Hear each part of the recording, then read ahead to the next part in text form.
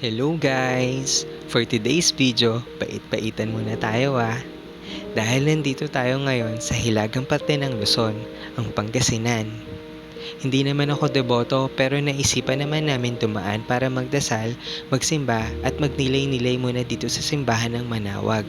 Paplas muna tayo ng point sa langit. Let's go! Samahan niyo ako! Naku, dahil sobrang init dito sa Pangasinan, huwag niyong kalimutan magdala ng payong at tubig para hindi ma-dehydrate. Huwag na masyado pumorma guys, di ka naman dito rarampa. Huwag nang tiis ganda dahil sobrang init talaga. At yung pawis mo, daig mo pa yung nagpunta sa sauna.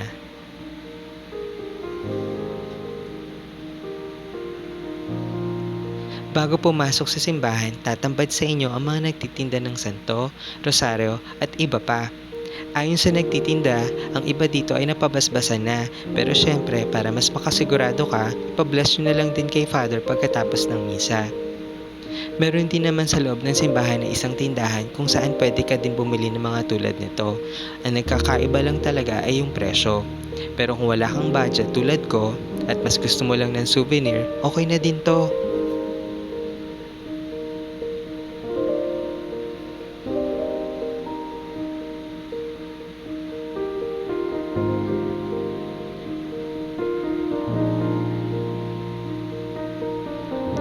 Alam niyo ba guys, na sa parehong salita ng mga Ilocano at Pangasinan, ang salitang manawag daw ay nangangahulugang tawagin.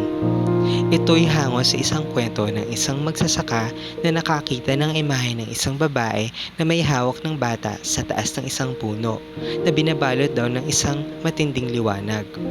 Sinasabi ng iba na ito daw ay isang imahe ni Mama Mary na nagsabi na magtayo ng simbahan upang parangalan ang kanyang pangalan. Naglaon, ito ay nagsimula sa pagtatatag at kinalaon naging simbahan ng Manawag.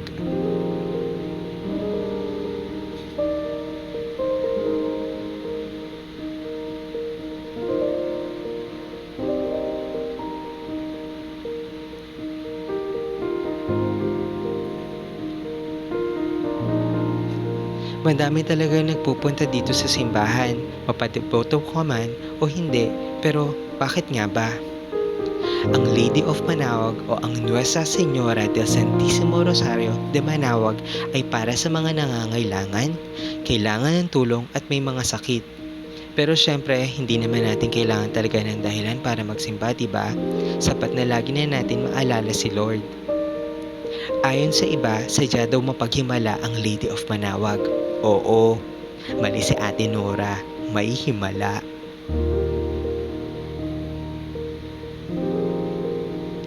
Oo nga pala guys, isang fact. Ang nagtatag daw ng simbahang ito ay mga paring Agustinian noong 1600. Napakaganda naman talaga ng istruktura ng simbahan. Luma, oo, pero nakakamangha naman talaga. At kahit sobrang dami ng tao, tahimik at payapa naman talaga dito.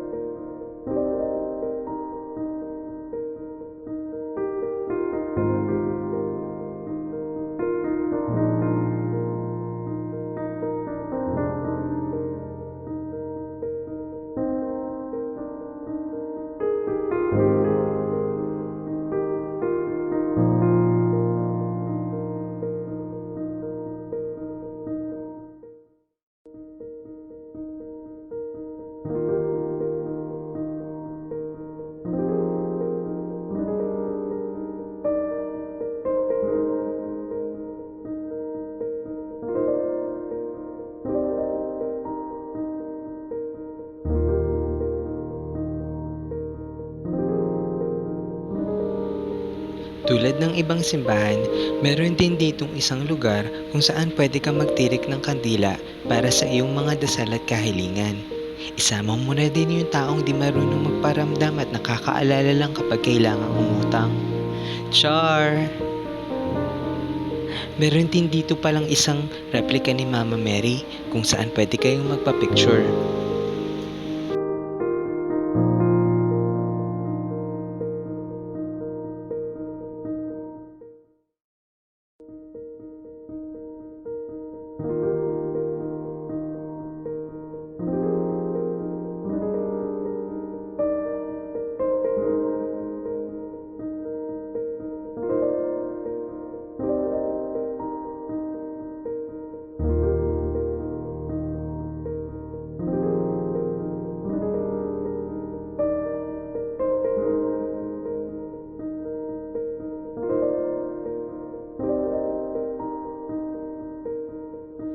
Sa labas naman ng simbahan ay may park.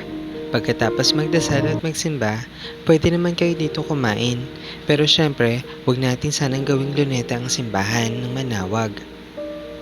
Ibigay pa din natin ang nararapat na respeto at pagpapalaga para dito.